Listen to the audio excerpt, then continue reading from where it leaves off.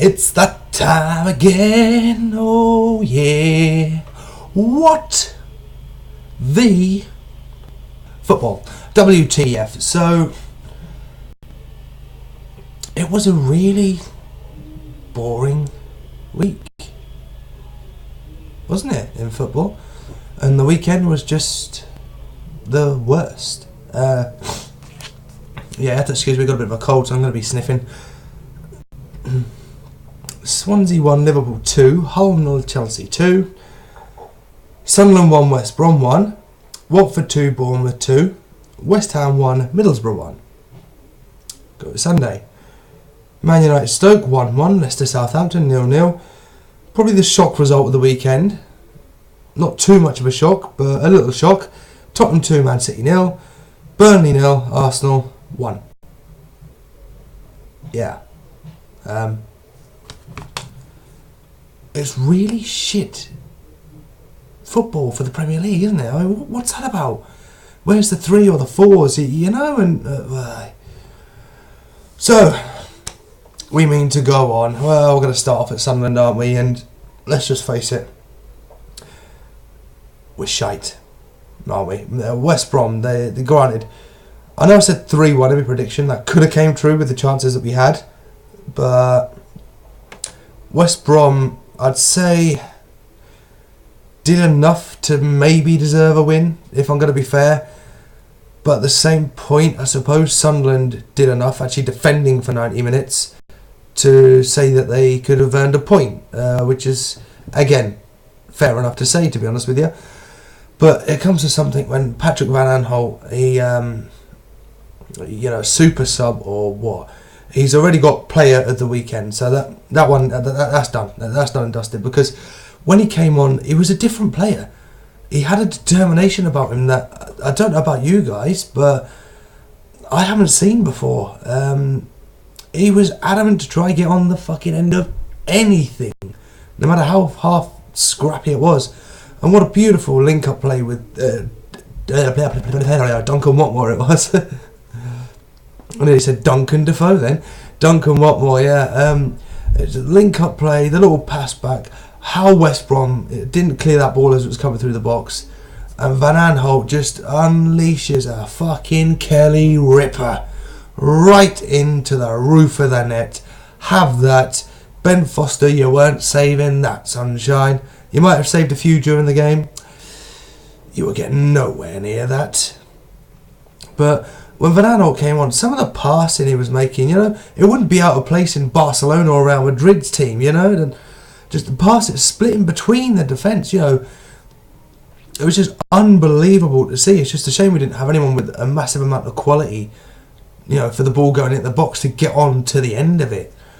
Van Aanholt, but by far, okay, he came on as a second half substitute, played around 30 minutes, I think it was. Might have been less, might have been a little more. And he was just impact straight away. Hands down, player of the weekend. I mean, you can give your views below as to who your player of the weekend was, but if I'm honest, hard to beat. It's hard to beat. So we're going to head to Middlesbrough. Actually, no, we're not. We're going to head to Aston Villa first, because I had to get the Sunderland thing out of the way. Roberto Di Matteo has been axed. He's gone. He's been sacked. And I'll go into it and I'll have a read. But it was hardly surprising, because I believe, if I check the score, I believe either Villa, they lost or they drew again. They lost to Preston North End 2-0. They're good seeing Preston back up in the Championship. If you want to try and bounce back, you want to talk about, bouncing straight back up again, from being relegated. That's not the way you do it. I mean, they're 18th in the table. Shall we have a look? 19th in the table, only 10 points. And you look at, they've got 1 win, 7 draws and 3 losses. And then you go around to the teams that did get relegated, the likes of Norwich and Newcastle. Played exactly the same amount of games, 7 wins each. Norwich have drew 2, Newcastle drew 1. Norwich have lost 2, but Newcastle have lost 3. So, yeah, Norwich, speaking of Norwich, they really knew how to piss on Newcastle's parade. Just when it looked like they would get to second place, the evening kick-off, Norwich decided to go and beat Wolves 2-1, so just to piss on their parade a bit more. So I was quite happy with that, to be honest with you. But yeah, you can't draw that many games, not convert your chances. Majority of the games have had to come from behind and draw. Some of them they have taken the lead, but teams have pegged them back. And you can't be doing that, you know. Granted, he lasted nearly double the amount of time Sam Allardyce lasted in the England job. A few days less than double, but you can't keep drawing games. That's not the run of form you need to try and bounce back. You know, you need to look at the likes of Newcastle and Norwich for that bounce back ability, if that's even such a fucking word. I've just made it up. There you go. Oxford Dictionary, done. Yeah, that bounce back ability, you know, and that's not it. Okay, Newcastle, they got off to a terrible start, didn't they? They really did. They're clawing their way back up there now, you know, and credit to them, they are looking actually like a team, unlike they were in the Premier League. Of course, they'll get a few bumps along the way, you know, but they're going to at least be, the likes of Newcastle and Norwich, maybe even Huddersfield as well. I'll throw that spanner in there. They're going to even be guaranteed. You could guarantee they'll be in the playoffs at the very least, unless of course fucking injuries mount and they end up fucking having to field like the under-18 side. But that's not going to happen with the squad rotations that they can have, you know. But yeah, so we're going to move on. We've got West Ham Middlesbrough. West Ham finally stopping the rot, you know. Borough take the lead through Stuani, and then Dimitri Payet again to the rescue, like he did in the League Cup. And it did save West Ham, it really did, because when you go into it and you look at it on the paper, the whole stats side of things, West Ham, they dominated Borough, they really did. But again, West Ham being the home team, 2 shots on target. Middlesbrough being a team that's just been promoted, no offence Middlesbrough fans, having the most shots on target, only 1 more, 3 on target, but you can't do that as the home team. And I've got to say, I do feel sorry for the Middlesbrough fans here as well, because the way those West Ham, no, they're not even football fans, they're fucking hooligans, they're arse-wipes, they're bottom feeders. The way these people are causing trouble outside the stadium, the way these creatures are causing trouble outside the stadium, it's just not on, it really isn't. They're not football fans, they really are not. And to be honest, lock them in a deep, dark, fucking abandoned mine. That'll sort them out, that's for sure. So where we're going to head to next, we will go to Sunday and Man U vs Stoke. The one game, just to keep Sunderland off the bottom of the table. The one game I was hoping Man United would win. Yeah, cheers Pogba, arsehole. I mean, honestly, the chances that guy had, he could have had a hat-trick. He could have had a damn hat-trick. But no.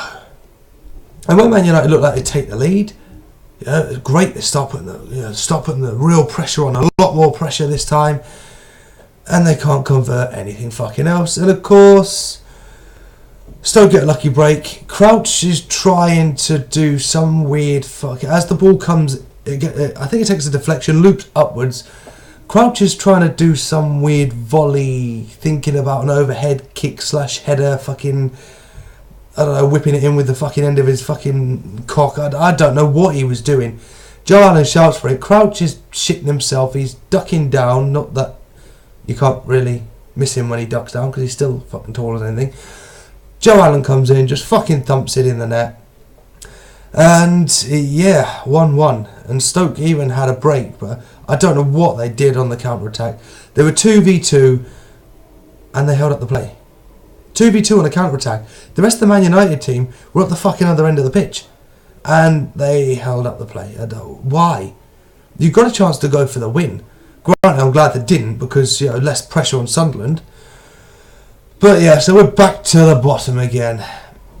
Obviously Newcastle beat Rotherham 1-0. Hardly surprising, to be fair. No offence to any Rotherham fans, but it's hardly surprising. When you have the likes of Rotherham, then the powerhouse that is Newcastle in the Championship, it could have been a shock upset, but yeah, wasn't to be really, was it? So, Who was the worst player of the weekend? Well, you know, it's tricky to say, but after watching the game on Sunday, it's got to be Paul Pogba. Oh my God, £85 million worth of useless. Absolute useless. Could have had a hat-trick. Came away sucking his fucking thumb, didn't he? Yeah. So that still leaves, obviously, well, the game to watch I'm going to have to choose is got to be Tottenham versus Man City. That's got to be the game to watch, you know, if you see any highlights of that, that's for sure. But that is not my game of the weekend, because there's actually 2 games of the weekend. They come from the same team, and none of them in the Premier League, the Championship, League 1, League 2, or even the Conference. No. I'm going to bring it up right now. We have to go way down. Bear with me. I'm trying to find the league here. Hang on. I cannot find it. There we go. We're going to the the Northern League Division 1. That's where we're going. Why? Well, because it was pointed out to me that the most remarkable comeback possibly of football history actually occurred on the 28th of September. Mackem Red Star away to Guisborough Town, or Gisborough, however you want to pronounce it. They were 4-0 down with 22 minutes to go. Within the space of 10 minutes, they clawed it back to 4-4. However, it gets better. That wasn't even enough. No. Because then they went on to win the game 5-4.